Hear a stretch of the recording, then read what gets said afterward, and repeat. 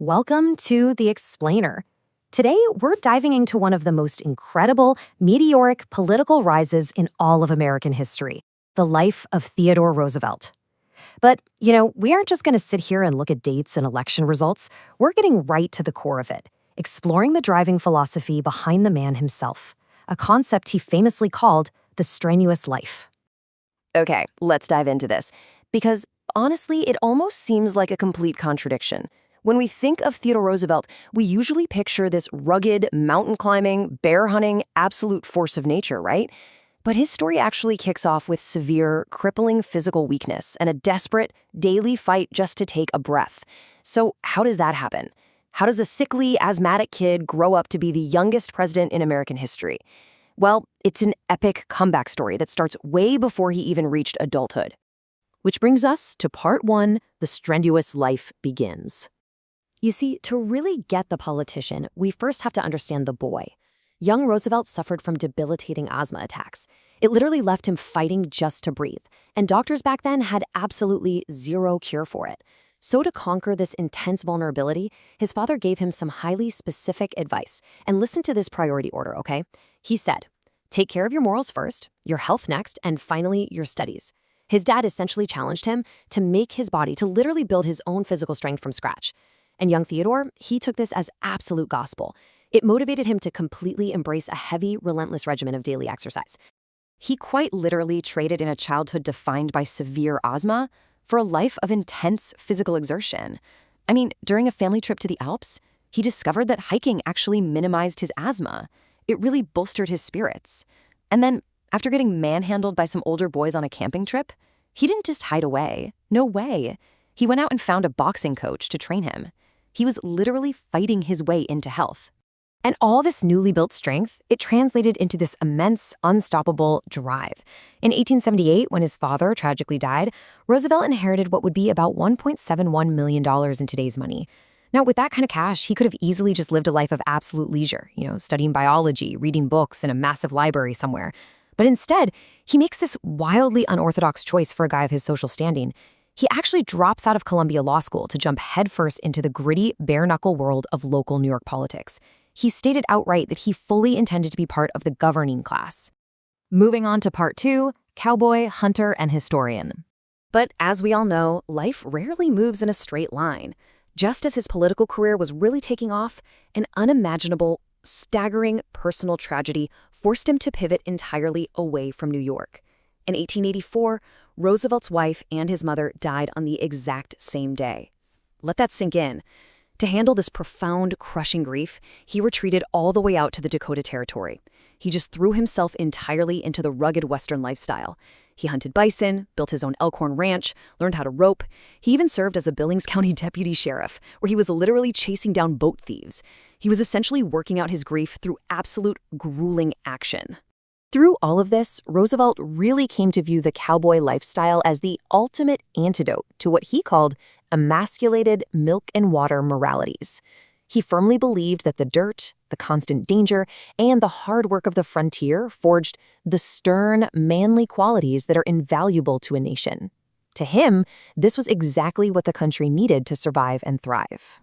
So the crucial point is, his grand Western experiment wasn't exactly a total success, at least not financially. He lost a massive $80,000 of his investment when the unbelievably severe winter of 1886 to 1887 just completely wiped out his cattle herd. That is a massive financial blow, right? It's equivalent to over $2 million today. So this brutal reality check forced him to pack it up, end his ranching life, and head on back to the East Coast. Which brings us to part three. The relentless reformer. Now, he absolutely didn't return to the East Coast defeated. Actually, scratch that, he returned hardened, energized, and ready for a completely uncompromising assault on political corruption. So, step one, he gets himself appointed to the U.S. Civil Service Commission. Now, historically, this was usually a quiet, do-nothing kind of desk job. But Roosevelt, he turns it into an absolute war zone. Step two, he aggressively fights the spoilsmen, the politicians who were entirely used to just handing out cozy government jobs to their buddies. And step three, this all leads to a massive public clash with the Postmaster General. He basically took a sleepy desk job and transformed it into a highly publicized crusade against the entire patronage system. He then took that exact same high-octane energy right back to New York City as president of the police commissioners. And the sheer volume of his rapid-fire reforms is just staggering. We're talking regular firearms inspections, implementing physical and mental exams for recruits, meaning, you actually had to be qualified for the job, not just politically connected. He also instituted meritorious service medals, shut down corrupt police-run hostilities, and even brought the department into the modern era by installing telephones right in the station houses. But the thing is, he didn't just manage from behind a desk. Roosevelt actually became famous for these midnight patrols.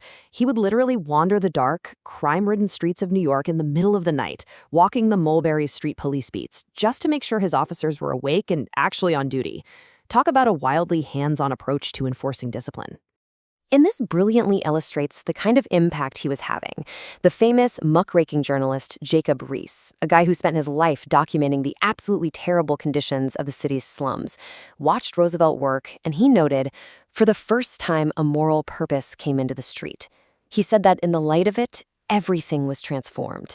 Because Roosevelt wasn't just changing the rule book, he was changing the entire culture of the New York police force. All right, part 4, leading the Rough Riders. So, from the gritty streets of New York, his aggressive push for national defense escalates at lightning speed, eventually culminating in direct, boots-on-the-ground battlefield action. First, he's appointed Assistant Secretary of the Navy, where he just starts secretly issuing these unauthorized war preparation orders. Then, the USS Maine explodes in Havana Harbor.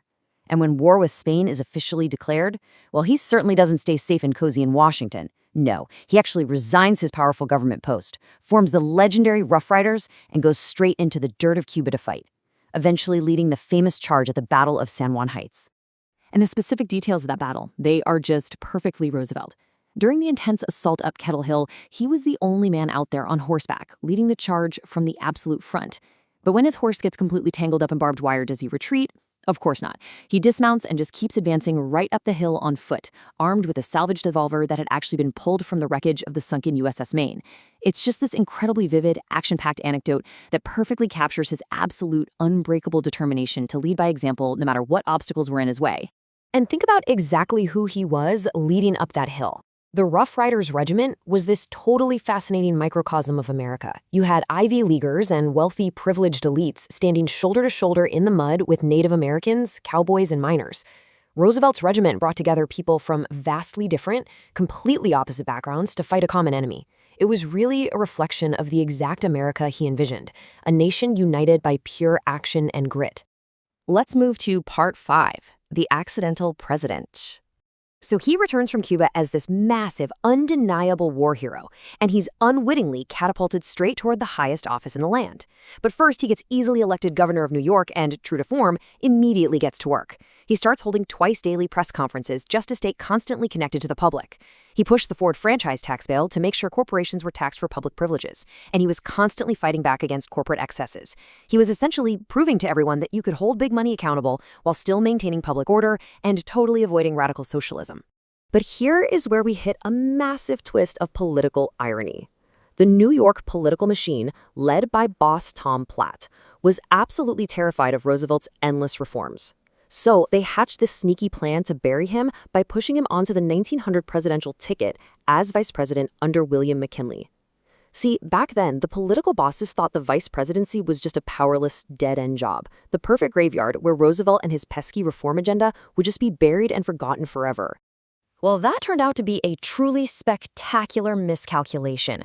In 1901, President McKinley was tragically assassinated. And just like that, the machine's brilliant trap completely backfires. At just 42 years old, Theodore Roosevelt is suddenly sworn in, officially becoming the youngest president in United States history. Think about that for a second. The sickly little boy who used to struggle just to breathe had grown up to become the most powerful man in the entire country. Which leaves us with a final, really fascinating question to ponder. We've seen exactly how Roosevelt literally bulldozed his way through severe childhood illness, profound grief, and deeply corrupt political machines, all through sheer willpower and his absolute commitment to the strenuous life. But looking back at his entire legacy, ask yourself, could a leader with Roosevelt's uncompromising, highly aggressive approach to reform even survive in today's modern political machine? Or would the system just spit him out? It is definitely something to think about. Thank you so much for joining me for this explainer. Keep asking those big questions, and as always, stay curious.